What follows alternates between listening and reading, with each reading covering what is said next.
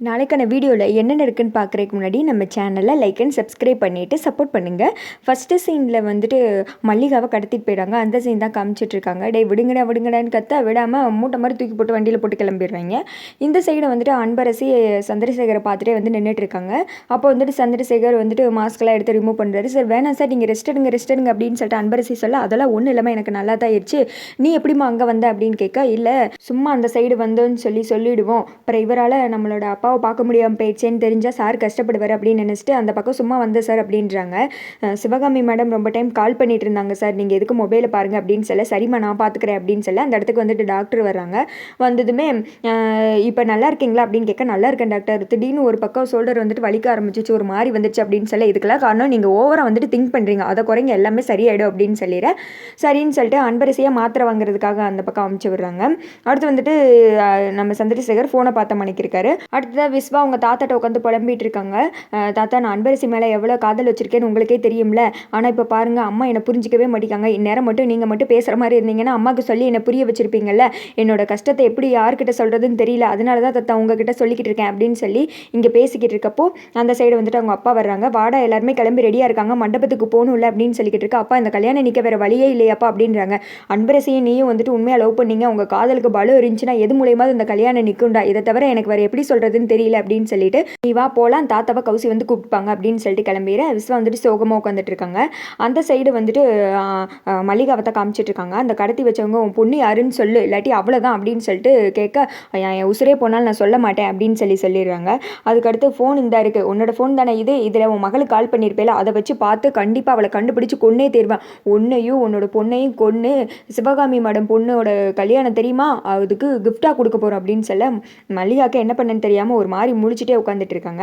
அடுத்த சீனில் இந்த சைடு வீட்டில் தான் காமிச்சிட்டு இருக்காங்க. ஜானகி உட்காந்து டீ கொடுத்துட்டு இருக்கா. அந்த இடத்துக்கு வந்துட்டு சிவகாமியும் மங்காவும் வர்றாங்க.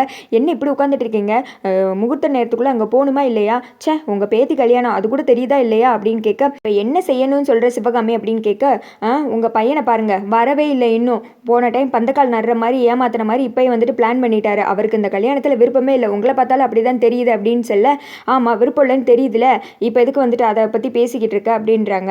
சே உங்களுக்கு உங்கள் பேத்தி மேலே அக்கறை இருக்கா இல்லையா, அவள் உங்களோட பேத்தி அதாவது தெரியுமா அப்படின்னு சொல்லி கேட்க, என் பேத்தியாக இருக்கிறதுனால தான் சொல்கிறேன், கல்யாணன்றது வெறும் எல்லாரையும் வர வச்சு தாலி கட்டினதுமே சாப்பாடு போட்டு அமுச்சு வர்றது கிடையாது, ரெண்டு பேரும் ஒருத்தவங்க புரிஞ்சு சந்தோஷமாக பின்னாடி காலத்தில் ஒருத்தங்களுக்கு உறுதுணையாக இன்னொருத்தங்கன்னு சேர்ந்து வாழ்கிறது தான். ஆனால் அதுவே வந்துட்டு இங்கே இல்லைன்றது போது யாருக்கு வந்துட்டு கல்யாணம் நீங்கள் நடத்துறீங்கன்னு எனக்கு ஒன்றும் புரியல அப்படின்றாங்க. இங்கே பாருங்கள் நீங்கள் என்ன வேணால் சொல்லிட்டு போங்க, ஆனால் இந்த கல்யாணம் நடந்தே தீரும் அப்படின்றாங்க. ஆமாம் நீ தானே சொன்ன அங்கே ஏதோ பிரச்சனை, விஸ்வா லெட்டர் எழுதி வச்சுட்டு ஓடி போயிட்டேன், இப்போ வந்து இப்படி கிளம்புங்கன்னு அவசரப்படுத்திக்கிட்டு இருக்க அப்படின்னு சொல்ல, பாத்தியா கிளவிக்கு மப்ப, இந்த கல்யாணம் நிற்கணும் அதுதான் இதோட ஆசை அப்படின்னு மனசில் நினச்சிக்கிட்டு, அதெல்லாம் அங்கே பிரச்சனை சரியாயிடுச்சு, விஸ்வாவும் வந்துட்டாரு, ஒரு பிரச்சனையும் இல்லை, அவங்களாம் ஆல்ரெடி மண்டபத்துக்கு கிளம்பிட்டாங்க, இனி நம்ம போனோம் அவ்வளோதான், ஒழுங்கு உங்கள் பிள்ளை கால் பண்ணி வர சொல்லுங்க அப்படின்னு சொல்ல, சரி இரு கால் பண்ணுறேன் அப்படின்னு சொல்லிட்டு கால் பண்ணுறாங்க. பார்த்தா அப்போ தான் சந்திரசேகர் வந்துட்டு ஃபோன் அட்டன் பண்ணுறாரு. என்னம்மா அப்படின்னு கேட்க, எப்படா வர எங்கே இருக்கு அப்படின்னு கேட்க, பக்கத்தில் தாம்மா இருக்கேன், ஒரு 5 மினிட்ஸில் வந்துடுறேன் அப்படின்னு சொல்லிடுறாங்க. பாத்தியா அவ்வளோ என்ன நான் ஃபோன் போட்டு எடுக்கல, அவங்க அம்மா போட்டதை எப்படி எடுக்காரு அப்படின்னு சொல்லிட்டு மனசுக்குள்ளே நினச்சிக்கிட்டே, அதெல்லாம் ஒன்றும் அவர் இங்கே வர வேணாம், மண்டபத்துக்கே வர சொல்லிடுங்க, லேட் ஆகிடுச்சு,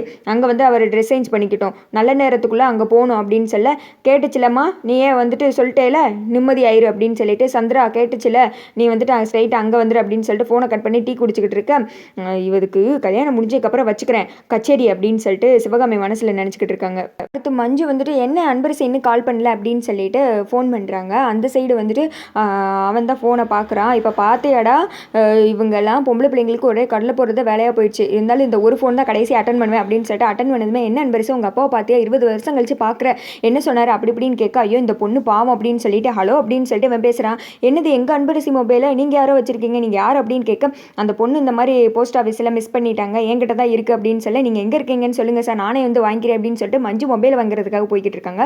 அந்த சைடு வந்துட்டு அந்த ஃபோட்டோகிராஃபர் தாத்தா இருக்கார்ல, அவர் வந்துட்டு என்னாச்சு அன்பரசி இன்னும் கால் பண்ணல, ஏதோ தப்பாக இருக்குது அப்படின்னு சொல்ல, சரிப்பா நீங்கள் கவலைப்படாதீங்க, நான் இப்போ வந்துட்டு ஹாஸ்பிட்டல் டியூட்டிக்கு தானே போகிறேன், நான் வந்துட்டு கொடுத்துட்டு போயிடுறேன் அப்படின்னு சொல்லிட்டு அந்த ஃபோட்டோவை எடுத்துகிட்டு அவங்க வீட்டுக்கு போய்கிட்டு இருக்காங்க.